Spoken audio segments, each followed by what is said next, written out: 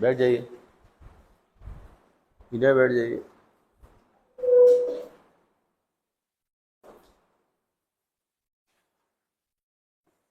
पच्चीस सवाल का पहला सवाल ये रहा, केबीसी का। पहला क्या था? प्राचीन भारत के संदर्भ में गौतम बुद्ध को समानांतर निम्नलिखित में से किन उपनामों से जाना जाता है? तो आसान क्वेश्चन है। सबका सही है? सही था आपका?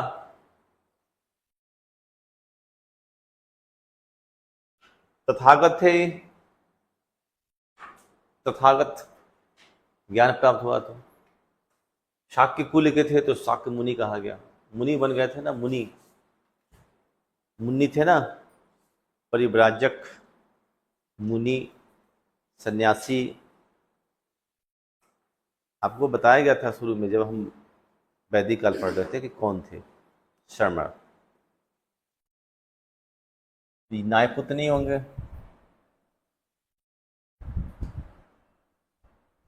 नायपुत्र जो है वो नहीं होंगे। शाक्य मुनि, तथागत। बुद्ध तो सबको पता है, बुद्ध। आगे चलिए। आत्मा केवल जंतु और पादप जीवन की संपदा नहीं है, बल्कि शिलाओं, प्रवाहित जलधाराओं और अन्य अनेक प्राकृतिक वस्तुओं की है, जिन्हें अन्य धार्मिक संप्रदाय जीवित नहीं मानते। उपरोक्त कथन प्राचीन भारत के निम्नलिखित में से किस एक धार्मिक संप्रदाय के एक मूलभूत विकास को प्रतिबिंबित करता है?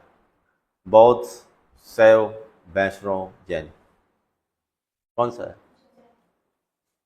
जैन का है। जैन में लिखाया गया था ना, जैन में क्या लिखाया गया था? क्या लिखा है, कुछ याद है? नोट्स में होगा कि वो क्या मानते हैं कि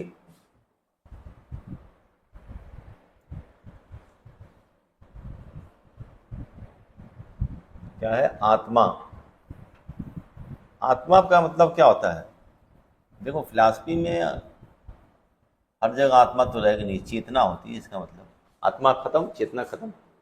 मर गए तो चेतना रहेगी आपके अंदर, चेतना होती है। ठीक से समझिए, आत्मा का मतलब चेतना होता है। मनुष्य में आत्मा मान ली गई, तो वो चेतना जो होती है ना, सब में होता है। और मैंने बताया था कि चेतना का स्तर क्या होता है? चेतना का स्तर, चेतना का स्तर क्या होता है? स्तर अलग अलग होता है, ये तो होता है। लेकिन उन्होंने माना कि सभी वस्तुओं में चेतना होती है, किसी में कम, किसी में ज्यादा, और चेतना का स्तर बढ़ता जाता है। जैसे उपनिषदों में था, वैसे लाइबनीज और उपनिषद ये भी मानते हैं। कौन सा?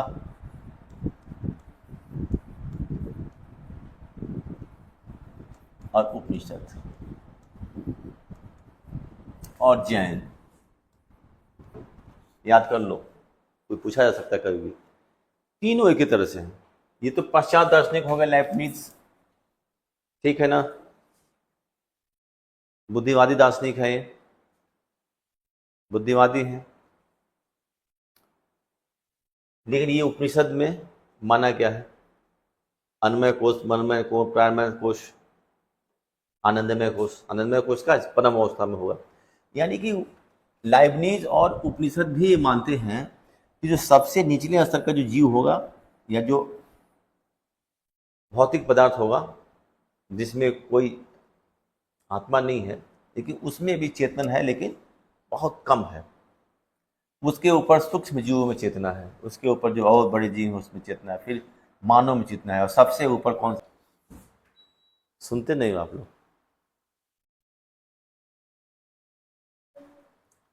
सुनते नहीं है?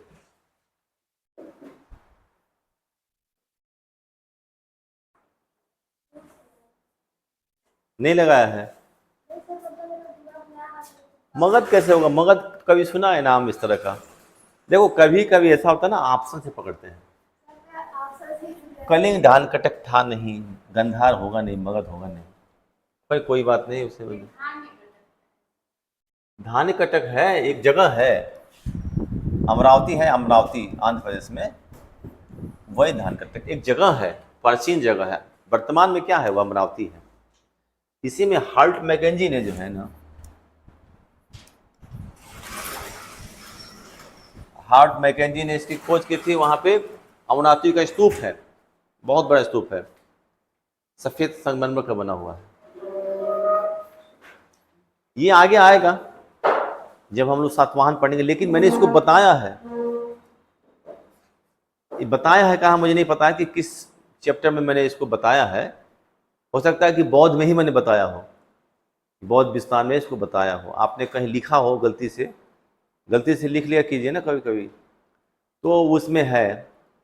खैर उसकी कोई मतलब नहीं। आप देखिए, अमरावती वर्तमान में प्राचीन धान कटक एक जगह है, ठीक है। फिर बौद्ध धर्म को कितने भागों में बंट गया, स्थविर महासांघिक में। तो ये महासांघिक को कुछ कह रहा है, बाद के जो आएंगे वो सब महासांघिक ही होंगे। जैसे हीनयान का धीरे धीरे जो है वो बाहरी देशों में गया, लेकिन प्रभाव कम हुआ। महायानी भारत में आगे आ गया, क्योंकि उसमें मंदिर पूजा, मूर्ति पूजा और मंदिर और बाकी सब चीज़ें आ गई जो थोड़ा सा हिंदू धर्म से समानता रखती थी। धान कटक एक जगह है आंध्र प्रदेश में, वर्तमान अमरावती है। वहाँ पर इक्ष्वाकु शासकों द्वारा, सातवाहनों के द्वारा बौद्ध मंदिर और विहार बनवाए गए। सुनिए, एक्टिव होकर सुनिए, बनवाए गए। वो पूछ रहा है कि धानकटक जो महासांघिकों के अधीन एक प्रमुख बौद्ध केंद्र के रूप में समृद्ध हुआ, यह किस एक क्षेत्र में स्थित है? ये आंध्र प्रदेश में एक जगह है धानकटक, जो अमरावती नाम से, अमरावती तो नाम सुने होंगे आप लोग, जिला है, वहां पे हुआ। अब देखिए, सतवाहन नरेशों की राजधानी प्रतिष्ठान पैठन थी, सातवाहनों की। सातवाहन मेन रूप से कहाँ शासन कर रहे थे, महाराष्ट्र में, ठीक है ना। नागनिका का नानाघट अभिलेख, गौतमपुर सातकर्णी। अब इस सारे लोग, गौतमपुर सातकर्णी का पुत्र जो था वो वशिष्ठी पुलमावी था, वशिष्ठी पुत्र पुलमावी, ये अंतिम प्रतापी राजा था, ठीक है ना, अंतिम प्रतापी राजा था। इसने जो है एक राजधानी यहां बना ली, राजधानी वहां बना ली, और तब ये जो है धानकटक प्रसिद्ध हुआ। वहां पे महासांघिकों का बोलबाला था। तो इसका उत्तर क्या होगा, आंध्र प्रदेश होगा। क्लियर हो गया। आंध्र प्रदेश में एक जगह है धानकटक, पुराना नाम है ये। आप इतिहास में धानकटक ही पढ़ोगे, अमरावती नहीं आएगा। अमरावती तो अब आएगा ना, नया चेंज हो गया। अब देखिए, ये भी आया हुआ है, भारतीय इतिहास के संदर्भ में निम्नलिखित युगों पर विचार कीजिए, ऐतिहासिक व्यक्ति और किस रूप में जाने जाते हैं। ये लिखवाया भी गया था मेरे नोट्स में, मैं देखा हूं। आर्यदेव, आर्यदेव कौन थे, बौद्ध आचार्य थे। किसके समय थे, नागार्जुन के शिष्य माने जाते हैं, नागार्जुन के समय ये लिखवाया है। आप जहां बौद्ध धर्म लिखे हो वहीं पे होगा। आर्यदेव बौद्ध आचार्य थे, वो नागार्जुन के समय थे। किस शाखा के थे ये, किस शाखा के? महायान के।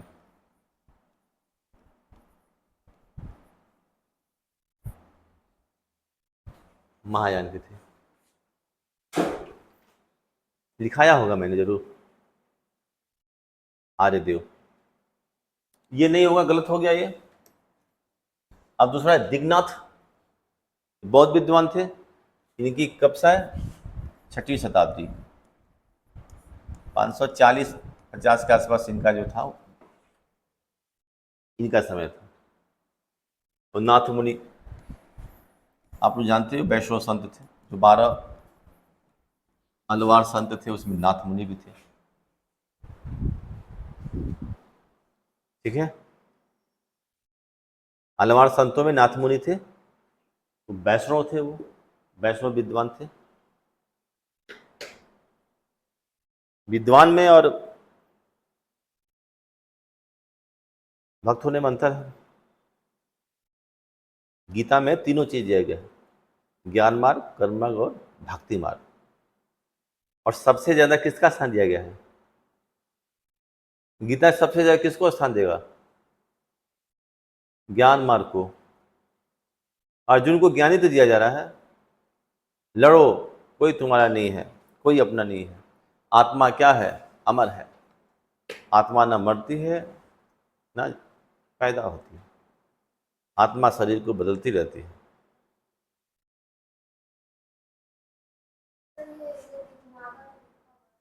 हम्म। हाँ, बहुत विद्वान थे। छठी शताब्दी में 540 के आसपास एक बहुत विद्वान थे। ये आदित्य जो थे वो नागार्जुन के बाद आए थे, महायान धर्म से संबंधित थे। ये भी महायान धर्म से संबंधित थे। नाथ मुनि वैष्णव विद्वान थे। इसका आंसर क्या दिया देखना आप थोड़ा सा, चौथा का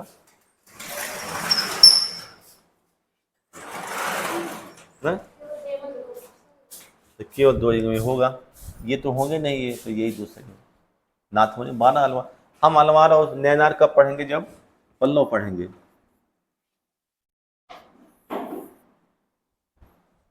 पल्लव जब पढ़ेंगे तो नैनार अलवार पढ़ेंगे। क्यों तब पढ़ेंगे? तब इसलिए पढ़ेंगे क्योंकि उसमें राजाओं द्वारा कैसे संरक्षण दिया गया, कैसे उसका डेवलपमेंट हुआ। इसलिए हम जब वैष्णव धर्म पढ़ रहे थे, तो वैष्णव धर्म में केवल हमने वैष्णव धर्म से संबंधित चीज़ें वो हमने जो पढ़ी हैं, वो 400 से लेकर और 200 ईस्वी के आसपास, ईसापुर से ईस्वी के आसपास की चीज़ों को हमने पढ़ा है। अधिकतम 500 तक चला गया। लेकिन ये कब जाएगा? छठी शताब्दी से लेकर और 8वीं 9वीं शताब्दी तक। तो इसका काल बिल्कुल अलग हो गया है। तो इसको जब वहाँ पढ़ेंगे तो देखेंगे आखिर कौन सी ऐसी परिस्थिति उत्पन्न हुई कि दक्षिण में जो है वो अलवार और नैनार द्वारा जो भक्ति आंदोलन की शुरुआत की गई, तब वो समझ में आएगा। ठीक है, कि राजाओं ने कैसे संरक्षण दिया शैव धर्म को, वैष्णव धर्म को। ये हो गया है इसका उत्तर। आज जल्दी हो जाएगा।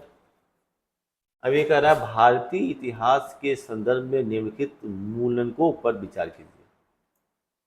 नैति प्रकरण, परिशिष्ट प्रकरण, परिशिष्ट पर्वन, अवदान शतक और त्रिशस्तिक लक्षणम महापुराणम, उपरोक्त में से कौन सा जैन अन्य है? अन्य है, जैन ने क्या है? ये ग्रंथ होगा यहाँ पे, जैन ग्रंथ है। सही है सबका?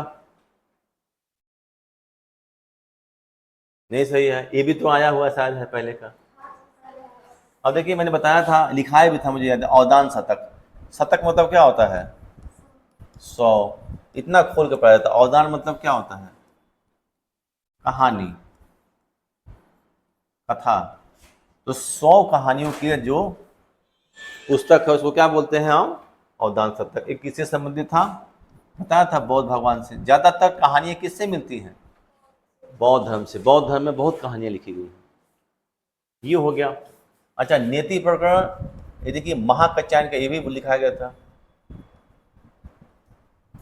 और देखिए महाकात्यायन जो थे ना, वो बुद्ध के शिष्य थे और समकालीन थे। समकालीन थे, ये भी मैंने बताया था। अभी आगे समझ जाओ कब बताया था। मैंने बताया था कि अवंत नरेश कौन थे? अवंत के राजा कौन थे? प्रद्योत। प्रद्योत थे। इनको जो है, इन्होंने जो है क्या किया? बौद्ध धर्म में दीक्षित किए। पूछा जाता है, भगवान बुद्ध वहां तक नहीं जा पाए थे, तो कई जगहों पर उन्होंने जो है अपने शिष्यों को भेज दिया। ज्यादातर उनका चक्कर कहाँ था? मगध के आसपास। ठीक है, मगध, कौशाम्बी, साकेत। साकेत मतलब आज का अयोध्या, फैजाबाद का इलाका। ठीक है, उस समय कौन सा जनपद था वो? हाँ, कौन सा जनपद के नाम से? कौशल। कौशल जनपद। देखो याद हो गया, मुझे खुद नहीं याद, ध्यान में आ रहा था, तभी मैंने पूछा है। कभी कोई चीज़ें स्लिप हो जाती हैं, ऐसा नहीं है याद नहीं आता, लेकिन तुरंत नहीं आता।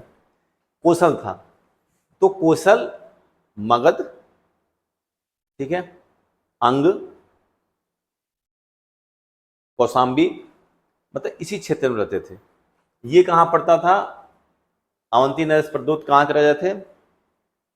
मध्य प्रदेश के, अवंती के, माहिष्मती, उज्जैनी, वही उज्जैन है, उज्जैन, उसकी दो राजधानी थी, उज्जैनी और माहिष्मती, ठीक है ना। जब हम महाजनपद पढ़ेंगे तो देखेंगे दो राजधानियां थी।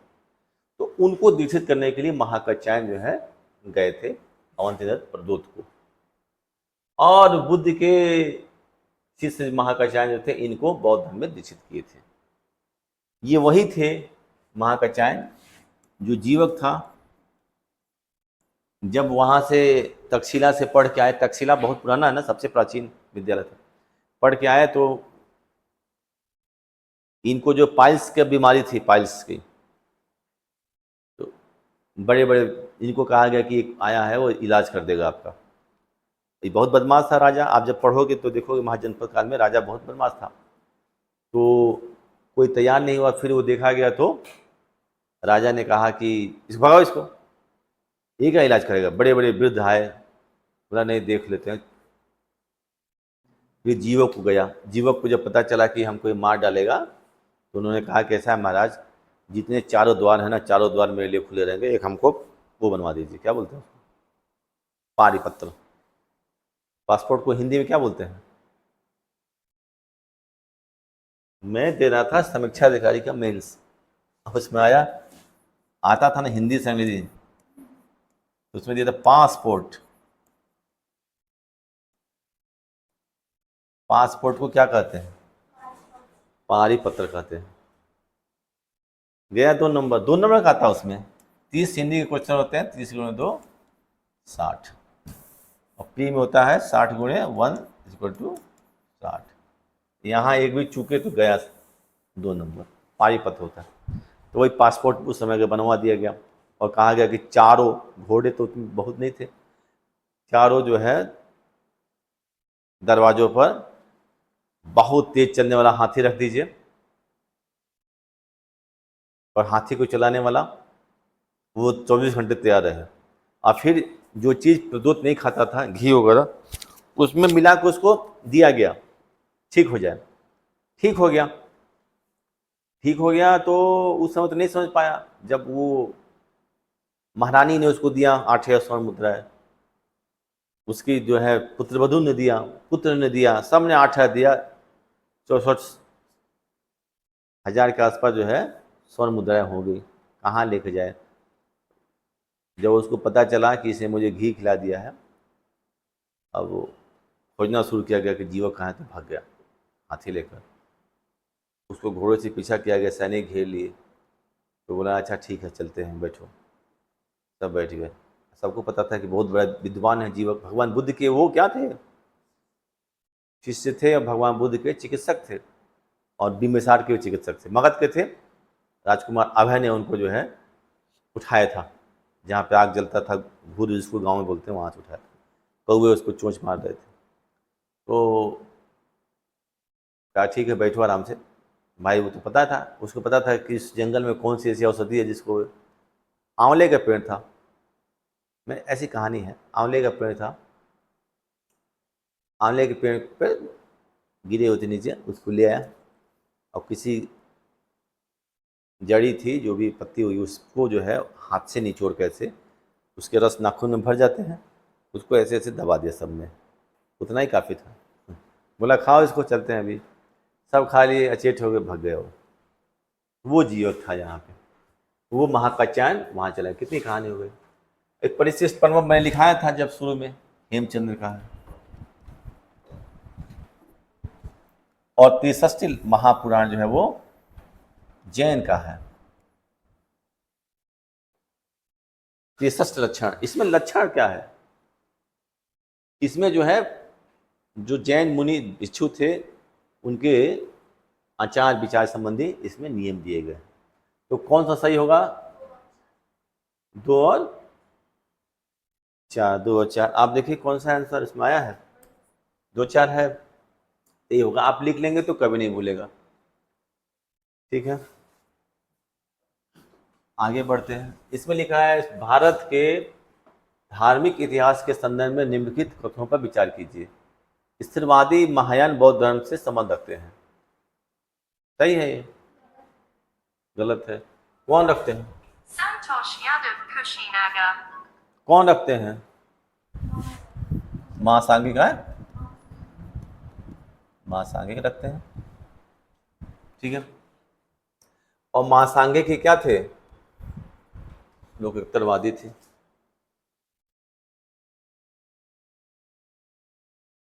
तो ये गलत हो गया। लोकोत्तरवादी संप्रदाय बौद्ध धर्म के महासांघिक संप्रदाय की एक शाखा थी, ये सही है।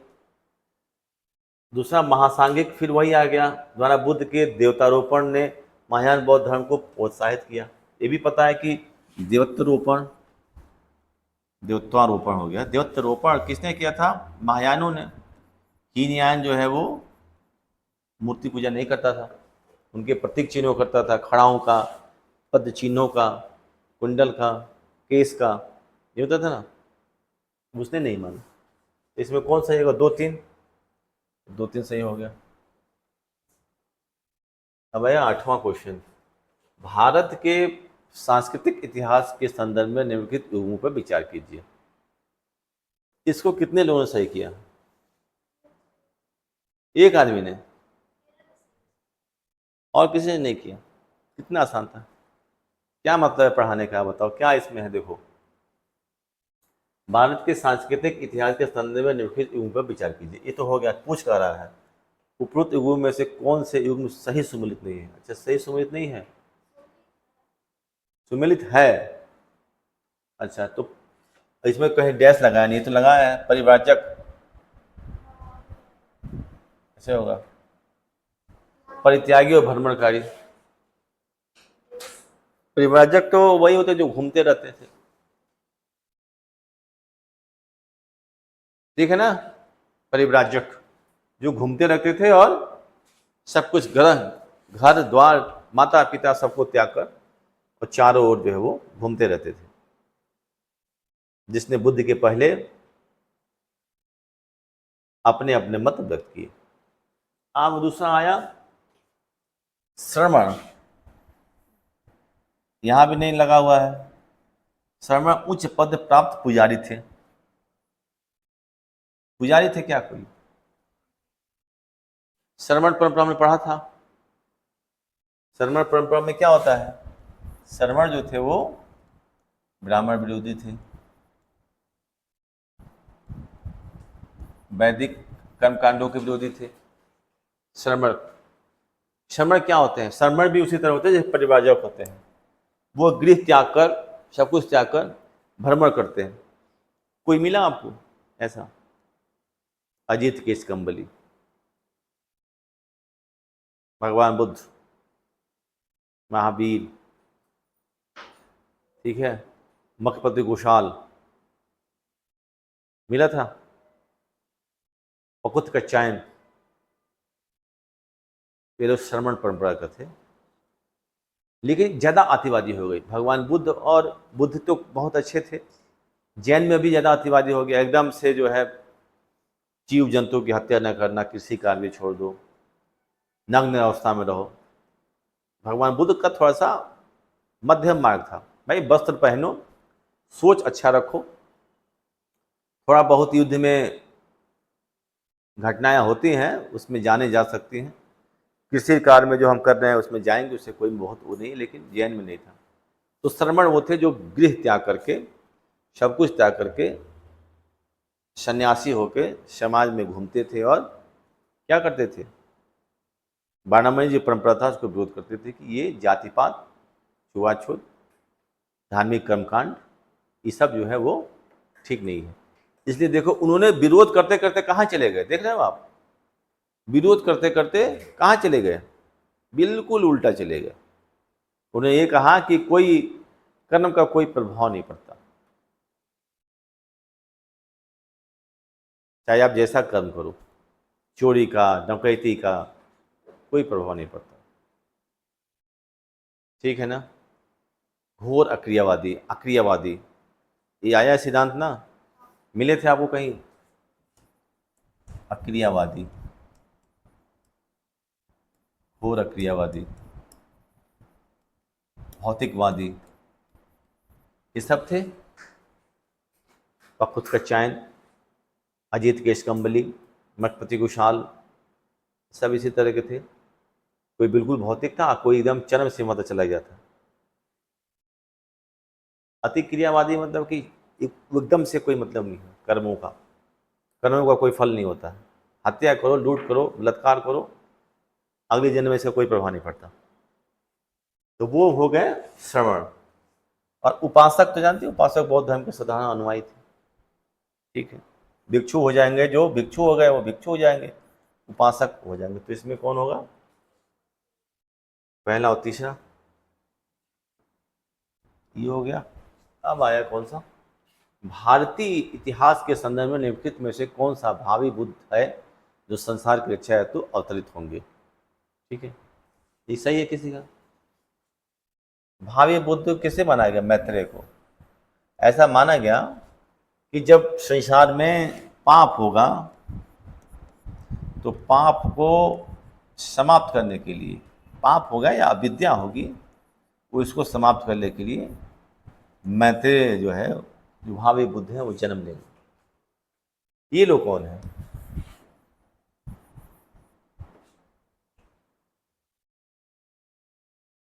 ये लोग कौन है? ये कहाँ मिलेंगे ये लोग? जब गुप्त काल पढ़ेंगे ना, गुप्त काल, मैंने इनका चित्र मिलेगा गुप्त काल में। गुप्त काल में पढ़ेंगे तो उसमें अजंता पढ़ेंगे हम लोग, इलोरा पढ़ेंगे, पाक पढ़ेंगे। और जब हम लोग पढ़ रहे थे, बड़ी इच्छा थी कहीं घूम आए एक जगह, कहीं नहीं घूम पाए। इसमें सबसे नज़दीक तो यही होगा, बाग मध्य प्रदेश में है, इलोरा महाराष्ट्र में है, अजंता भी महाराष्ट्र में है। ये कर्नाटक है, महाराष्ट्र के बॉर्डर पर होगा इलोरा। तो अजंता में आपको गुप्त काल में जो पहली गुफा है उसमें इन सब का जो है वो दिखाएगा। ये कौन थे?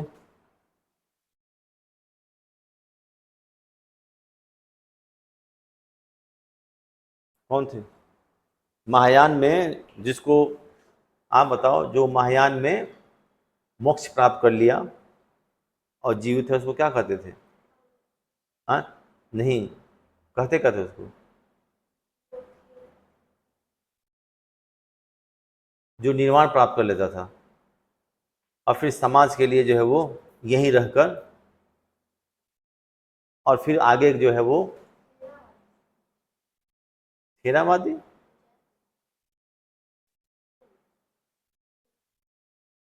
थेरावादी कहते थे। थेरावादी तो प्राचीन है, वो तो हीनयान से संबंधित है। महायान में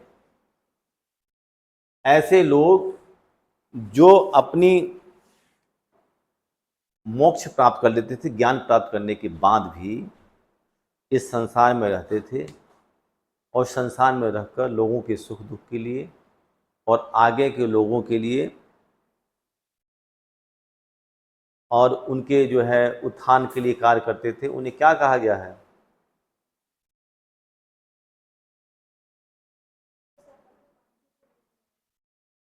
पदम पाणी तो सब एक ही हैं, अवलोकितेश्वर और लोकेश्वर एक हैं। पदम पाणी अलग है उनसे। महायान में कोई कंसेप्ट दिया गया ऐसा?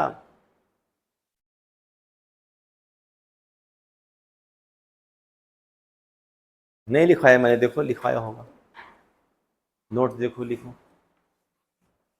महायान।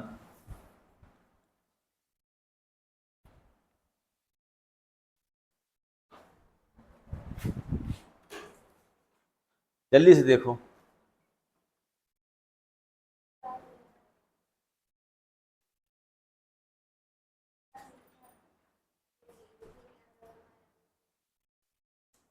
देखें आगे इसमें से आया होगा जरूर, इससे क्वेश्चन आया कुछ। इसमें से इस तरह का आया कुछ?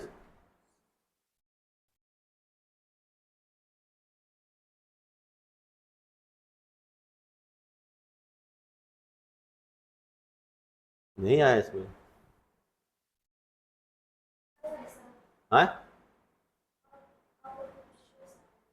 है क्या ये लोग?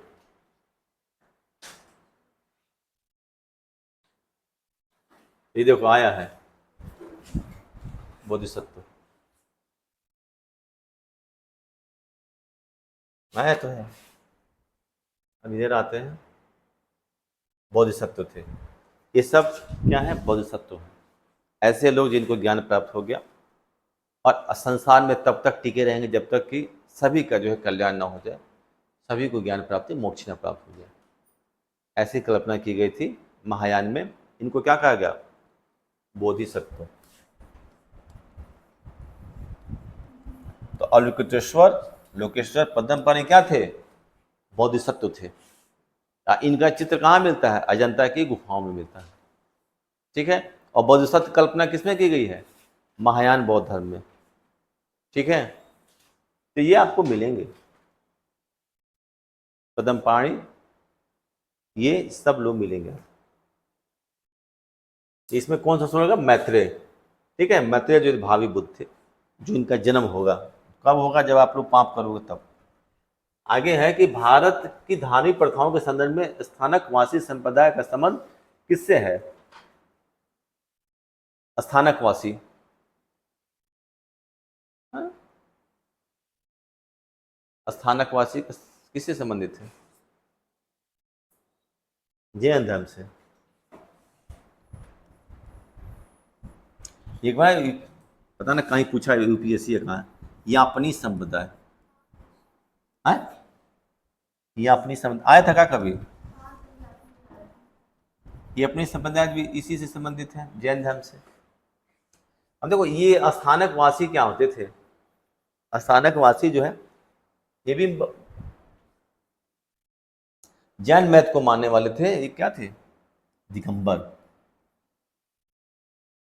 और श्वेतांबर। अब मेनली दिगंबर थे और श्वेतांबरों की कुछ शिक्षाओं को उन्होंने ग्रहण कर लिया था। दिगंबर जैन पंथ की एक शाखा थी स्थानकवासी। इस स्थानकवासी क्या, स्थानक सबसे बना है और वासी सबसे बना है, दोनों को तोड़ दो, अब समझ में आएगा। स्थानक मतलब क्या होता है? जगह। वासी मतलब क्या होता है? रहने वाला। ठीक है। तो इन्होंने क्या किया कि कोई बहुत उस तरह का भवन बनाकर, या जैसे बौद्ध धर्म में मठ और विहार बनते हैं वैसे न करके, किसी एक स्थान पर रह के, चाहे वो अपना मकान हो चाहे कुछ भी कुटी हो, वहाँ रह के जैन शिक्षाओं का प्रसार करते थे। और वर्तमान में जो ये मुंह जो है ढक के, अब शायद है भी नहीं, मेनली जैनी हैं, मुंह पे जो है ढक के, कि जो जैन मुनि थे महावीर, उसी तरह का इनका कंसेप्ट था। तो मुंह पे जो है ना अपना एक सफ़ेद वो लगाते हैं, आप अभी देख रहे हो कहीं, ऐसे लगाते थे ताकि कोई जीव ना मरे। जीव तो हमारे मुंह में लगातार आ रहे जा रहे हैं, वायरस और बैक्टीरिया तो इतने ज़्यादा हैं कि सब तैर रहे हैं इसमें, लेकिन हमारा इम्यून सिस्टम जो है वो इसको मारता रहता है। तो वो इसको ढकते हैं कि कोई जीव की हत्या जो है अकारण ना हो जाए, अनजाने में ना हो जाए। तो वो स्तनकवासी थे। ठीक है। किसी मंदिर या किसी जैन मठ में रह के नहीं, बल्कि वो एक किसी समान घरों में रहकर, वहाँ एक टीम बनाकर जैन धर्म के प्रचार को या प्रसार को, सिद्धांतों को पालन करते थे। उन्हें स्थानकवासी कहा गया। ये दिगंबर से संबंधित है। यद्यपि श्वेतांबर की बहुत चीज़ों को उन्होंने ग्रहण कर लिया, मेन वही है। ठीक है। आगे चलते हैं। ये आ गया भारत के धार्मिक इतिहास के संदर्भ में निम्नलिखित कथनों पर विचार कीजिए। स्वतांत्रिक और समति जैन मत के संप्रदाय थे। ठीक है। सर्वस्तिवादियों की मान्यता थी कि दीर्घ विषय फिनोमिना की अव्यय पूर्णतः क्षणिक नहीं है, अपूर्ति अव्यक्त रूप से सदैव विद्यमान है। इसमें से कौन सही है? हाँ? क्यों नहीं सही? स्वतांत्रिक तो पता है बौद्ध धर्म से संबंधित है, ये नहीं पता है।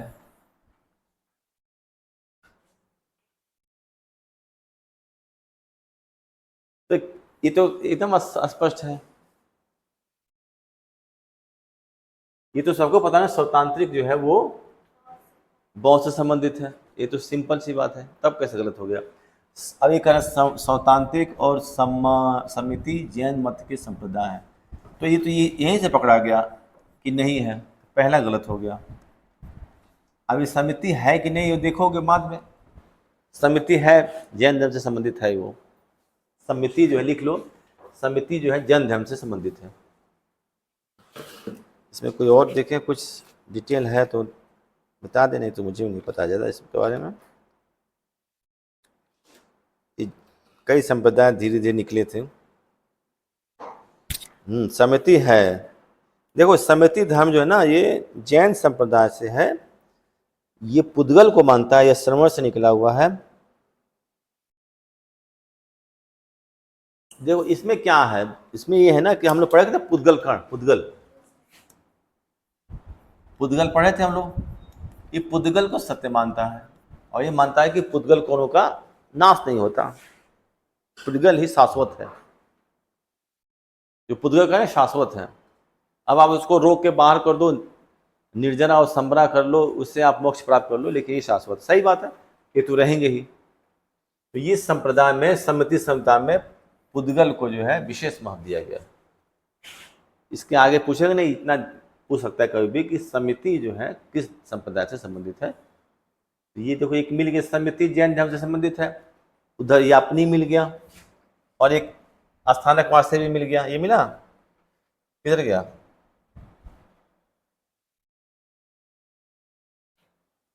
स्नातकवाद से चला गया क्या?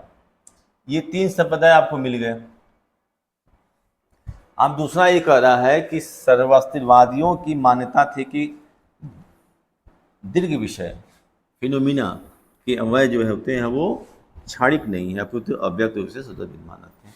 बौद्ध धर्म किस में विश्वास करता है? बौद्ध धर्म क्षणिकवाद में, क्षणिकवाद विश्वास करता है। क्षणिकवाद से किस में आ गया वो? अनात्मवाद में। जो चीज क्षणिक है, आत्मा तो शाश्वत है, तो फिर वो आत्मा को भी नहीं मानेगी, आत्मा भी क्या है? परिवर्तनशील है। तो क्षणिकवाद से अनात्मवाद पे आ गया। क्षणिकवाद मतलब होता है कि किसी चीज का अस्तित्व, तो लिखा है मैंने, बहुत कम समय, क्षण भर में फिर बदल जाता है वो, हमारा शरीर जो है तुरंत बदल जाता है, फिर हम दूसरे हो जाते हैं। अब यहाँ पर तो उल्टा हो रहा है, ये कह रहा है कि सर्वस्तिवादियों की मान्यता थी कि दिग्विजय के अवयव पूर्णतः क्षणिक नहीं है, आपूर्ति अव्यक्त रूप से सदैव विद्यमान रहते हैं। यानी इनकी मान्यता है कि ये विद्यमान रहते हैं। ये भी मैंने लिखाया होगा, आपको लिखाया है कि नहीं बताओ? मैं बता रहा हूँ कहाँ लिखाया, आप समझ जाओगे। आप जब हम लोग बौद्ध धर्म में उसके स्कूल पढ़ रहे थे, उसमें देखो वैभाषिक लिखाया है, वैभाषिक, उसको खोल लो आप, देखो वैभाषिक में लिखाया है कि वैभाषिक प्रत्यक्षवाद पर विश्वास करता है और ये जड़ और चित्त दोनों की सत्ता को मानता है, भूत वर्तमान और भविष्य में इसको मानता है। इसे सर्वस्ववादी भी कहते हैं, लिखा है ना, आप लोग नोट्स में नहीं पढ़े। वैभाषिक में लिखाया गया है कि इनको छोड़ो क्षणिकवाद को, इसने क्या माना, जो इसका एक और है, उसने माना कि चित्त, चित्त मतलब क्या होता है? मन और बाह्य वस्तु दोनों की सत्ता है, दोनों है। विज्ञानवाद के अनुसार नहीं है, शून्यवाद जो माना जाता है, इसमें चित्त और बाह्य दोनों की सत्ता है। और जो भी है ये भूत में, भविष्य में लिखाया होगा देखो, और वर्तमान में, इसके तीनों काल में अस्तित्व रहता है। तीन ही काल तो होते हैं, या तो भूतकाल होगा, या तो वर्तमान होगा, या तो भविष्य होगा। तो तीनों कालों में ये रहता है। जैसे हिंदू धर्म माना जाता है, आत्मा तीनों काल में रहती है। और ये कहना है बाह्य वस्तु भी रहेगी, है कि नहीं? है नोट्स में देखो, अच्छा, उसमें वैभाषिक में देखो लिखाया गया होगा, तुम भी नहीं लिखी हो, कोई नहीं लाया है। अच्छा, मैं पढ़ के बताता हूँ उसमें मैंने क्या लिखा है। जैसे वो लिखाया उसमें मैंने समझाया भी होगा, अब समझ में आएगा क्योंकि क्वेश्चन आ गया ना। उसमें मैंने लिखाया है, ये जो ये है तो जरूर लिखा है, इसमें है तो लिखाया होगा। उसमें लिखा है मैंने कि वैभाषिक जिसे सर्वस्तिवाद, अभी नहीं लिखा है सर्वस्तिवाद, बाद में आएगा। वैभाषिक बाह्य प्रत्यक्षवाद पर विश्वास करता है, तो समझाया भी होगा बाह्य प्रत्यक्षवाद क्या है। कश्मीर में इसका विकास हुआ। वैभाषिक भी चित्त और जड़ दोनों की सत्ता को मानता है। ये सबका अस्तित्व जो है भूत, वर्तमान और भविष्य तीनों कालों में मानता है। यही वो पूछ रहा है, सदैव विद्यमान रहता है, इसलिए इसे सर्वास्तिवादी भी कहते हैं। क्यों कहते हैं? है तो वैभाषिक, कश्मीर में जन्म हुआ, लेकिन ये चित्त और बाह्य को ये जड़ कह रहा है। यहाँ पे जड़, जड़ की सत्ता को मानता है और ये भूत, भविष्य और वर्तमान तीनों कालों में विद्यमान रहता है, इसलिए इसे क्या कहते हैं? सर्वास्तिवादी। मतलब इसका विस्तार क्या है? सर्व विस्तार है इसका। इसको तोड़ दो तो क्या होगा? सर्व। फिर यहां से तोड़ दो तो क्या होगा? विस्तार। फिर क्या हो जाएगा? वादी। ये बना किससे है? सर्व प्लस विस्तार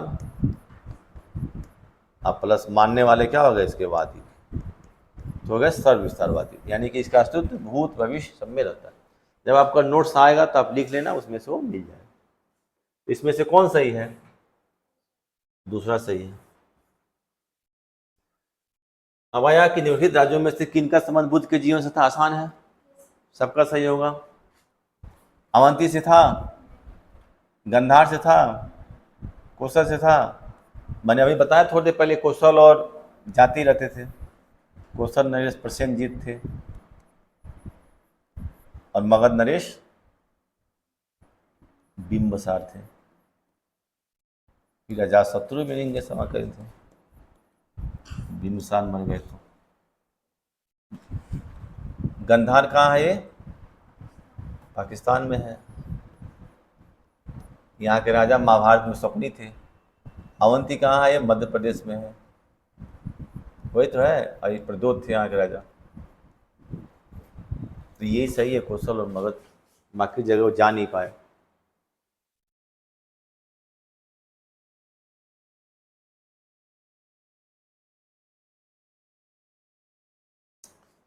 ये 3-4 सही हो गया। आगे आया, निम्नलिखित में से कौन सा कथन जैन सिद्धांत के अनुरूप है? कर्म को विनष्ट करने का सुनिश्चित मार्ग तपश्चर्या है। ये भी लिखाया गया है। प्रत्येक वस्तु में, चाहे वह सूक्ष्मतम कण हो, आत्मा होती है और कर्म आत्मा का विनाशक है और अवश्य स्कंदन करने चाहिए। अब आप बताओ, कर्म विनष्ट करने वाला सुनिश्चित मार्ग तपश्चर्या है कि नहीं? कर्म क्या है? कर्म के द्वारा हम क्या करते हैं? उद्गल करों को आकर्षित करते हैं। ये तो करते हैं, आकर्षित करते हैं। हम, ये क्या है? हम है। ये क्या है? उद्गल कण है, इसको हम आकर्षित करते हैं। आज तपस्या जब करेंगे हम तो क्या होगा? इसको संबरा करेंगे। संबरा करेंगे मतलब इसको रोकेंगे, फिर इसमें से क्या होगा? निर्जरा होगा। ठीक है ना? उद्गल कणों को रोकेंगे तो फिर हमारे अंदर जो चीजें रह जाएंगी उसको भी तो निकालना है, उसको निर्जरा कहेंगे। ये भी लिखाया होगा मैंने, संबरा निर्जरा। फिर मोक्ष प्राप्त कर। ये कैसे होगा? जब हम तपस्या, भगवान महावीर खुद तपस्या की, उन्होंने कठोर साधना किया। तपस्या से क्या होगा? इंद्रियों पर नियंत्रण होगा। अब देखो, आप देखो, वैष्णव धर्म ने पढ़ा। वैष्णव धर्म मेन रूप से गीता का ही था, मैंने पढ़ा, अवतारवाद वगैरह सब। उसमें जो है इंद्रिय दमन की बात नहीं की गई, इंद्रिय को नियंत्रण की बात की गई। कृष्ण ने कहा कि इंद्रिय, अर्जुन तुम इंद्रियों को बंद कर दोगे तो देखो वो कैसे, समझो वो कैसे। ठीक है, महसूस कैसे करोगे? इंद्रिय ना बंद करो, शायद समझ में। इंद्रियां तो रहेंगे ही, खाना खाओगे स्वाद तो मिलेगा ही, लेकिन स्वाद की चिंता मत करो। मारोगे तो दुख होगा ही मन को, मन भी तो इंद्रिय, उसकी चिंता मत करो, बस करो। यहां क्या है, इंद्रियों की दमन की बात, खत्म कर दो इस इंद्रियों को। और जब आपकी इंद्रियां दमित हो जाएंगी तो क्या होगा, बाह्य वस्तुओं से, विषय भोग से आपका संपर्क खत्म हो जाएगा। तब आपका जो पुद्गल कणों का प्रवाह है वो रुक जाएगा और फिर निर्जरा हो जाएगा। तो ये कर्म को विनष्ट करने का सुनिश्चित मार्ग तपश्चर्या है। इसको भी मैं पढ़ के दिखाऊं, लिखाया गया होगा जहाँ पे, इसलिए नोट्स लेकर मैं भी नहीं आता हूँ, आज लेके आया हूँ कि मैं दिखाऊंगा, आप लोग पढ़े नहीं हो तब छोटे छोटे जो है वो गलत हो जाएंगे। जैन धर्म में चलते हैं हम। जैन धर्म में देखिए लिखा है क्या, आश्रव, संबरा और निर्जरा, ये तीन है। एक छूट गया यहाँ पे, आश्रव, कर्मों का प्रवाह है। आश्रव क्या था, कर्म के जीव की ओर प्रवाह, ये है देखो, इसमें लिखा जरूर लिखा है, इसमें जो भी होता है आपको में लिखा जाता है, उसी को वो कह रहा है तपश्चर्या होती है। ये भी लिखा गया कि आत्मा को देखो मानते हैं। भगवान महावीर ने संसार में 6 द्रव्यों को माना और आत्मा को भी माना। जीव जो है आत्मा और पुद्गल से मिलकर बना है। आत्मा शुद्ध तब होगा जब पुद्गल कणों का प्रवाह रुक जाएगा, यही तपश्चर्या होती है। तो पहला सही है, प्रत्येक वस्तु चाहे वो सूक्ष्मतम कण हो या आत्मा हो, सब में जीव होता है, उन्होंने माना। आत्मा का मतलब जीव होता है। और तीसरा, कर्म आत्मा का विनाशक है। कर्म करेंगे ना तो फिर सही कर्म करेंगे तो अच्छी बात है, गलत कर्म करेंगे तो फिर ये सब चीजें उत्पन्न हो जाएंगी। तीनों सही होगा। अब आगे देखिए, निम्नलिखित में से कौन सा एक बौद्ध मत में निर्वाण की अवधारणा की स्पष्ट व्याख्या करता है? ये आया हुआ है, सबका सही होगा। ये होगा ना, तृष्णा रूपी अग्नि का दमन। तृष्णा को उन्होंने माना। 15 देखिए, भारतीय इतिहास के संदर्भ में निम्नलिखित कौन सा बौद्ध और धर्म, जैन धर्म दोनों में समान रूप से विद्यमान है? ये भी आया हुआ है। ये तो होगा नहीं, कर्मकांड का दोनों ने विरोध किया था। और वेद प्रमाण के प्रति अनास्था और तप भोग की अति का परिहार। तो कौन सा ही होगा, 1 और 2? 1 और 2 है नहीं। अच्छा हाँ, इसका निषेध किया था तो सही है, हाँ सही है। तप भोग का, हाँ हाँ, 2 और 3 ठीक है ठीक है। नहीं, यहाँ से गड़बड़ हो रहा था ना, मैं ये निषेध को सोचा कि निषेध है। ये सही है ना, कर्मकांडों की फलवत्ता का निषेध किया था उन्होंने। कभी कभी जल्दी से पढ़ने से गड़बड़ हो जाता है। और वेद की प्रमाणता को भी अनास्था रखा था। ये दोनों गलत है, ये सही है। तो 2 और 3 हो गया। ये तो सिंपल क्वेश्चन है। अनेकांतवाद निम्नलिखित में से किसका, ये तो सबको पता है। अनेकांतवाद किसका है? इसको क्या क्या बोलते हैं? हाँ, सापेक्षवाद भी बोलते हैं। हाँ बोलते हैं। और बताइए, बौद्ध धर्म में सापेक्षवाद है क्या? नहीं, वहां समझाया गया है सापेक्ष। हाँ, क्षणिकवाद में ना सापेक्ष समझाया गया है।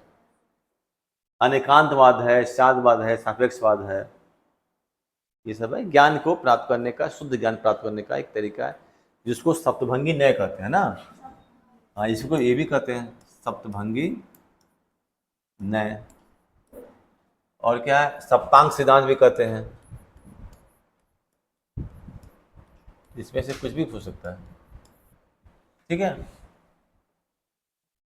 न्याय को बोलते हैं, न्याय मतलब होता है विचार। सप्तांगी न्याय, स्याद अस्ति स्याद, नास्ति स्याद नास्ति च, स्याद नास्ति च, स्याद अस्ति नास्ति च।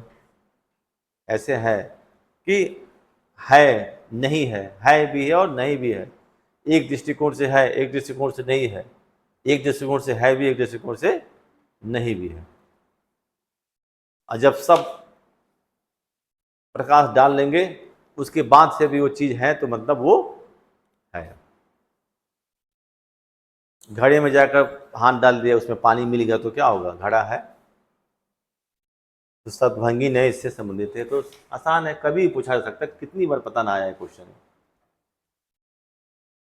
नाम चेंज कर सकता है इसमें। अब देखो, अनेकांतवाद को यहाँ डलेगा, शायदवाद किसका सही है, या सापेक्षवाद। इसमें तो आप कर भी लोगे ना, जब गलती से अगर सही नहीं आए, सापेक्षवाद आ गया यहाँ पर तो कंफ्यूज करेगा। ज्ञान का सापेक्षता का सिद्धांत है ना वो,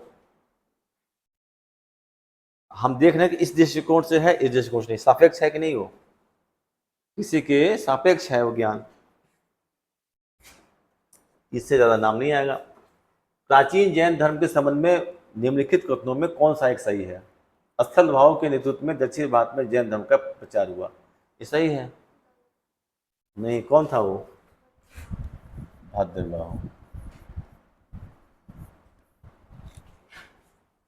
अब वो नहीं करती ना, तब मैं सोचता कि हाँ सही है, दिमाग है कहाँ चला जाएगा, मैं सोचा कि हाँ गए होंगे। जब उन्होंने कहा नहीं, तब मैं दिमाग गया, अच्छा क्यों नहीं, अच्छा स्थल भाव। ये जल्दी में हो जाता है, क्वेश्चन ज़्यादा आते हैं जल्दी करने में। स्थल भाव के नेतृत्व में दक्षिण में नहीं गया था, सही है। पाटलिपुत्र में हुई परिषद के पश्चात जो जैन धर्म के लोग भद्रभाव के नेतृत्व में रहे, जिससे ताम्र कराए, ये सही है। ये भी गलत है, ये यहाँ से कट के कहाँ आ जाएगा, ये इसके आसपास आ जाएगा, दो गलत हो गया। क्या पूछा है, कौन एक सही है? अच्छा, प्रथम शताब्दी समय, वही तो रिपीटेड क्वेश्चन है, तो यही सही है।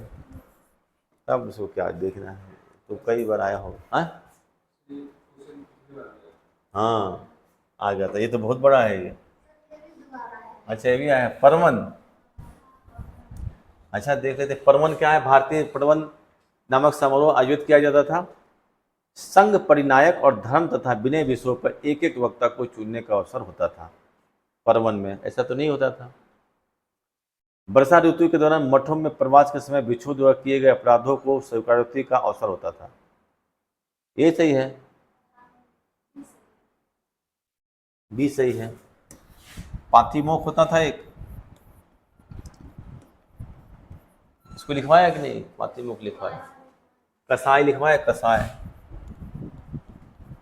पीला वस्त्र बनते थे, तो पातिमोख ये सिद्धांत था, जिसको करना नहीं करने की विधि थी, उसी को परवन महोत्सव में देखा जाता था।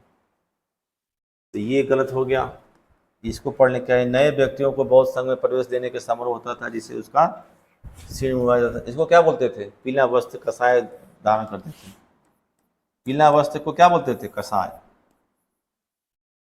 आप बताओ इसको, ये तुम्हें बताया हूं, क्या कहते थे इसको?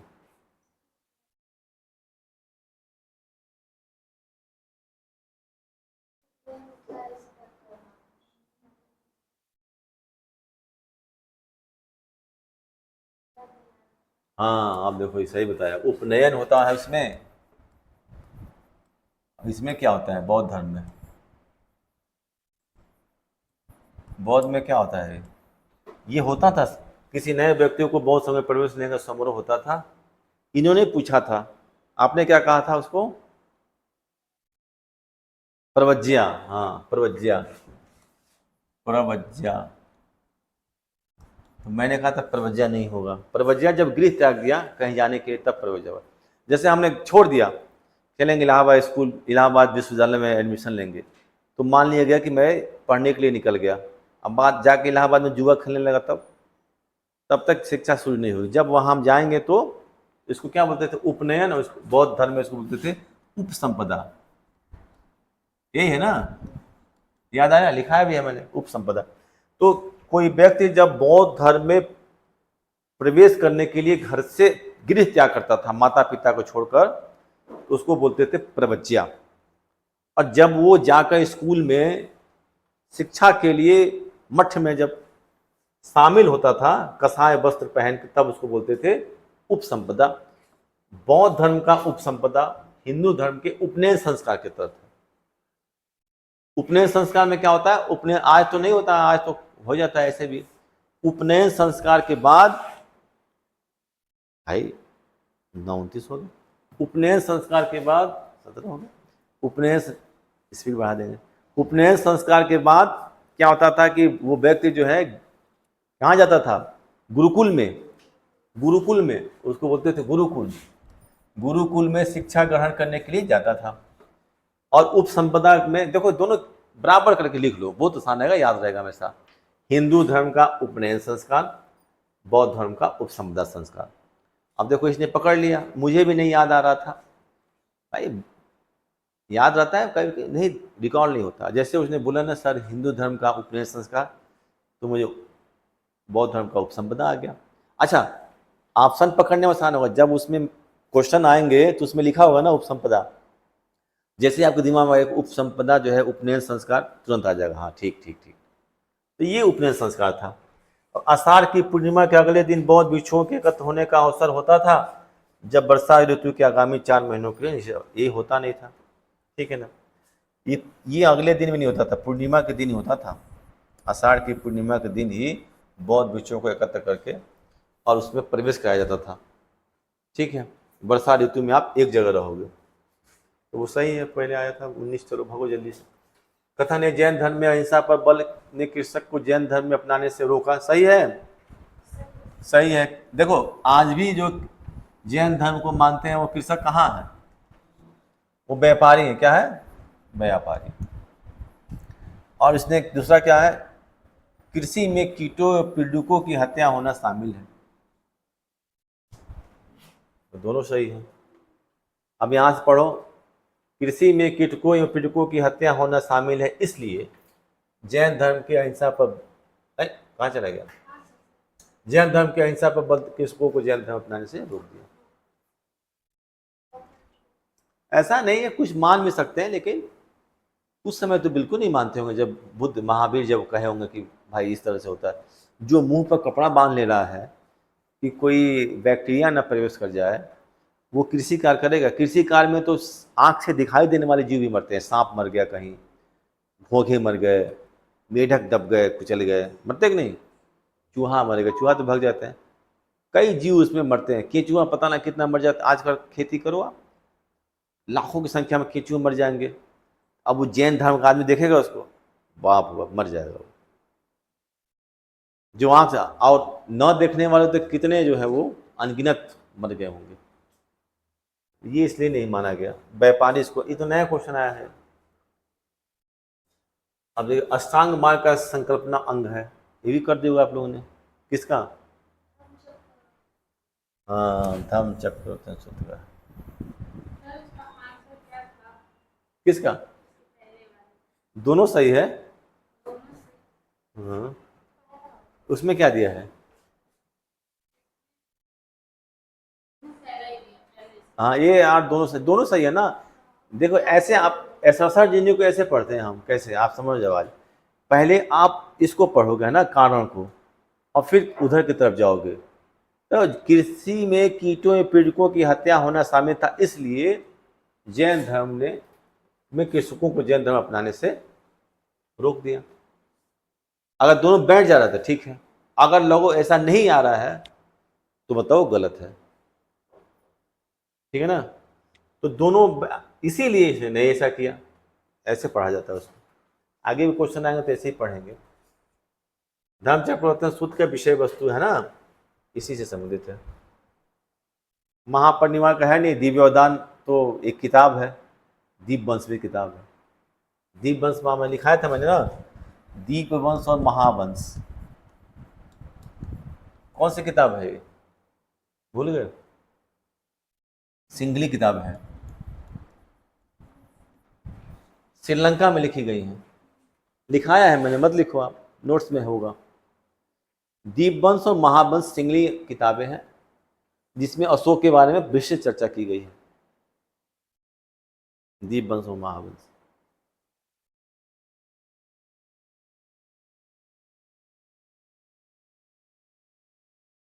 दिव्योदान भी बहुत पुस्तक है। महान अपरिवर्त सूत्र है, यही है। धर्मचक्र सूत्र में जो है अष्टांगिक मार्ग, चौथा जो आर्य सत्य में, उसी में दिया गया है। ये भी मैंने कितनी कहानी बताया, तो किसी से गलत नहीं होना चाहिए। किसी ने गलत किया क्या? जिसने गलत किया उसको दंड देना चाहिए। तो कितनी बार कहानी मैंने बताया है, किसका सही है? एक आदमी का। आप लोग, नंबर तो मैंने पूछा ही नहीं। कितना नंबर पाए थे आप? हाँ? नहीं नहीं, पूरे पेपर हिस्ट्री में कितना नंबर पाए थे आप?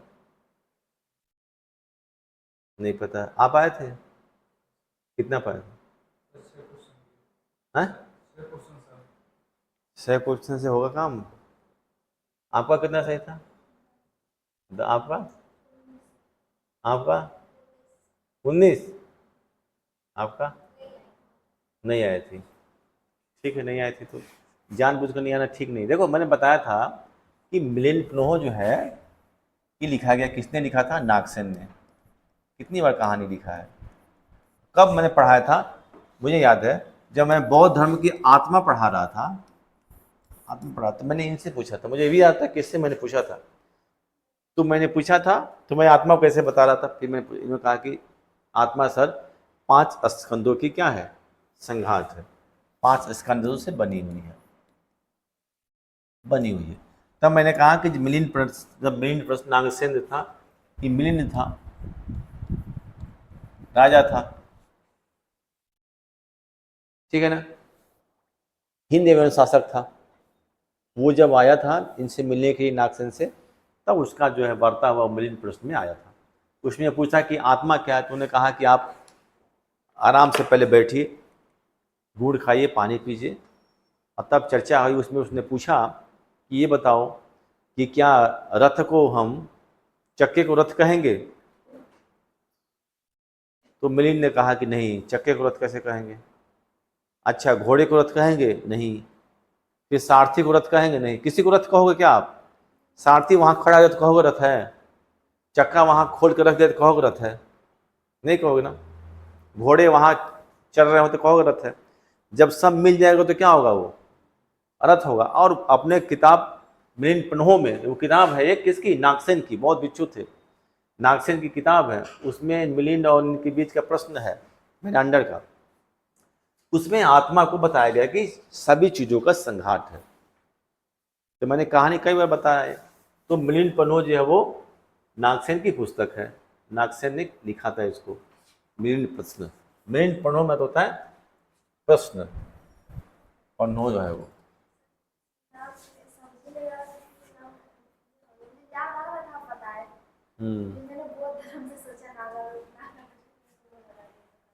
नागार्जुन ने नहीं लिखा ना वो, नागार्जुन ने शांख कारिका, ये तो मिलिंद प्नोह नहीं है वो। हम्म। नागसेन मिलेंगे हमको कब? जब हम पढ़ेंगे हिंद एवं शासक, तब मिलेंगे। मौर्य के बाद, मौर्योत्तर काल में आएंगे। अच्छा, ये बुद्ध ऐसे घेरा गया है ना। आप देखिए, कह रहा है ये, महायान बौद्ध धर्म में बोधिसत्व अवलोकेश्वर और किस नाम से जानते हैं? मैत्रेय कौन थे? भावी बुद्ध थे। भावी मतलब आगामी होता है ना, भावी प्रधानमंत्री पता ना कौन होगा। हम आपको यहाँ स्टेज पर ले आइए, देश के भावी प्रधानमंत्री, भावी मतलब कि भविष्य में होने वाले, आगामी मतलब भी तो वही होता है। अब ये देखिए, महायान बौद्ध धर्म में बोधिसत्व अवलोकेश्वर को किस नाम से जानते हैं? देखिए, मैत्रेय नहीं हुए, कट गया ये, ठीक है। अब यहाँ से एक और चीज पकड़ लीजिए, क्या? ब्रजपाणी, ये भी नहीं होंगे। इसको ध्यान से देखिएगा तब। ये नहीं हुए, ये नहीं हुए। ब्रजपाणी, ब्रजपाणी क्या है? ब्रज और प्लस पानी। पानी मतलब क्या होता है? ग्रहण करना। पाणी ग्रहण संस्कार होता है ना, ऐसे आता है कार्ड पे। पाणी ग्रहण संस्कार दिनांक 21/11/2025 को हमारे निवास स्थान से होगा। आइए, लड्डू मिठाई खा कर जाइए। तो ब्रज पाणी क्या था? ये जो है भगवान बुद्ध के बाद माना जाता है कि पहले जो थे वो बोधिसत्व थे। ये भगवान बुद्ध की रक्षा के लिए हाथ में क्या लेकर घूमते थे? वज्र मतलब कमल होता है क्या? वज्र मतलब तलवार। वज्र की प्रहार से, तलवार लेके घूमते थे, बुद्ध की रक्षा करते थे। ये भी नहीं होंगे, दो नहीं हुए। अब मंजूश्री बाद का है, होगा नहीं, तो आंसर क्या दिया बताओ आप? पद्म पाणी दिया है, पद्म पाणी होंगे।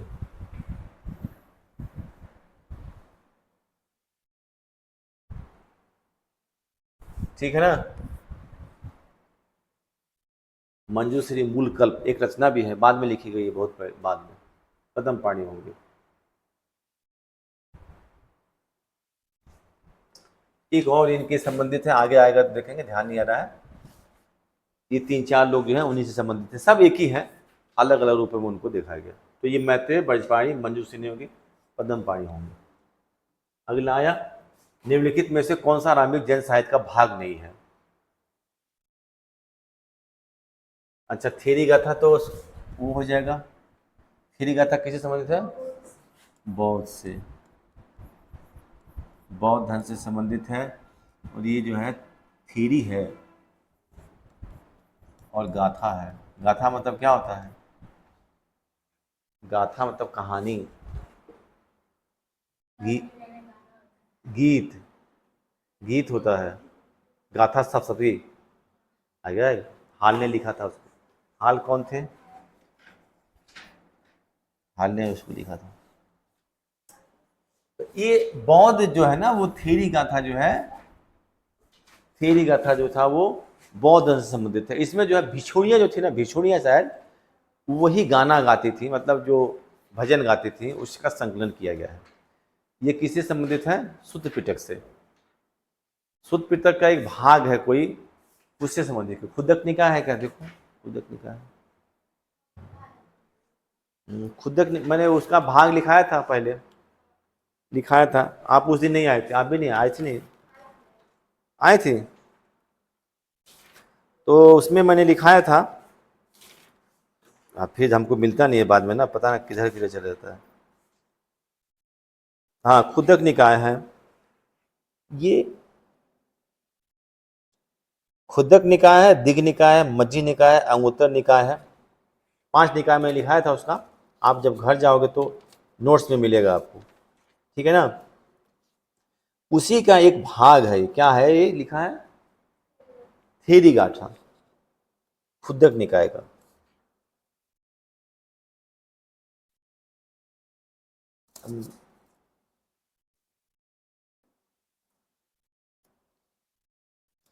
शुद्ध पिटक का भाग है, ठीक है। उसमें भिक्षुणियों द्वारा जो बौद्ध भिक्षुओं से लिखा गया। आचरंगा सूत्र जानते हैं क्या है? ये आचार संबंधी विषयों के बारे में जानकारी दी गई है। ये आचरंगा सूत्र जो है वो जो 12 अंग है ना, आचरंगा रंग 12 अंग हैं, उसमें पहले अंग से संबंधित है। और सूत्र कृतांग जो है वो दूसरे से संबंधित है, जो 12 अंग है ना उससे संबंधित है। तो ये हो गया, दोनों किससे संबंधित हो गए? जैन से। और बृहत कल्प सूत्र भी उसी से संबंधित है, जैन धर्म से। कहानी कहानी है इसमें, जैन कहानी। तो इसमें कौन सा सही होगा? पहला सही होगा, थेरी गाथा नहीं है। 24वां है कि अनुबंध सिद्धांत का पता ही आप, जैन धर्म में क्या था? महाव्रत, और सामान्य वर्गों के लिए, समान लोगों के लिए अनुव्रत था। साधक, साधिका, ये अनुव्रत हो गया, खत्म हो गया आपको। 25, ये भी पता है आप लोगों को, मोहनजोदड़ो से प्राप्त नाचती हुई लड़की डांसिंग गर्ल नामक प्रख्यात नारी लघु मूर्ति किस पदार्थ की बनी हुई है? वो किसकी बनी हुई है? कांसे की बनी हुई है। पहले जैसे क्वेश्चन आते थे उसमें और आते थे कि अपने कमर पर कौन सा हाथ रखिए, बायां हाथ दायां हाथ, कुछ भी पीछे के क्वेश्चन ऐसे आते थे, किस हाथ में।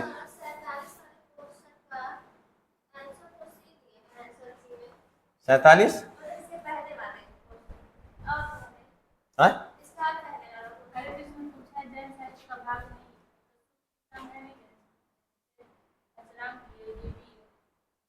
सी दिया। ये अचरंगा सूत्र, सूत्र कितना बृहद तो है ही, ये दोनों किससे संबंधित है? 12 अंग जो है उससे संबंधित है। हो सकता अंग लिखाए हो तो उसमें हो, इससे ज्यादा पूछता भी नहीं है। बृहद कल्पना सूत्र भी है, थ्योरी गाथा तो बिल्कुल नहीं है ना, पूछ रहा है कौन साहित्य का भाग नहीं है, थ्योरी गाथा तो है ही नहीं वो, ऐसे भी हाँ तो एक बढ़ा लो अपना, एक आप बढ़ा लीजिए, सबका गलत हो गया कोई बात नहीं, नहीं आप सुधार लो ना, उसके उसके ऑप्शन मत पढ़ो। अच्छा एक और बच गया, भारतीय इतिहास के संदर्भ में अलेक्जेंडर कनिंघम है वो, A.H. Longhurst, Robert Scale, James Burgess, Walter Elliot. देख रहे हैं, ऐसे ऐसे नाम देगा जो जानता ना कोई। रॉबर्ट ब्रुसफुट देता, अलेक्जेंडर कनिंघम देता, जॉन मार्शल देता, इन्होंने इसको स्थापित किया था भारत में। 1904 में जो है ना भारतीय पुरातत्व विभाग की स्थापना हुई थी। कौन था उस समय viceroy? Lord Curzon. Lord Curzon ने कहा था कि भारत में राजस्व विभाग की फाइलें धीरे धीरे मध्यम गति से होले होले पृथ्वी की दैनिक गति की भांति आगे बढ़ती हैं। ठीक है ना? ये समस्या आज की नहीं है कि आप जाते हो तो तहसीलों में काम नहीं होता है, थाने पे काम नहीं होता है, नगर पंचायत में, नगर क्या बोलते हैं इसको, नगर पालिका में काम नहीं होता है, पहले से चल रहा है। कर्जन कौन था? वायसराय था, सर्वे सर्वा था, वही प्रधानमंत्री, वही राष्ट्रपति, वही राज्यपाल, वही मुख्यमंत्री, सब था, सर्वे सर्वा था। उसने इस तरह का रोना व्यक्त किया है कि फाइलें चलती थी धीरे धीरे मध्यम गति से ऐसे करके। तो ये सारे कौन थे? ये कौन थे? पुरातात्विक उत्खनन करता थे। अलेक्जेंडर कनिंघम ने जो है पुरातत्व विभाग का स्थापना की। फिर उसके आगे जॉन मार्शल आए, ये सब आए। बंद कर दें।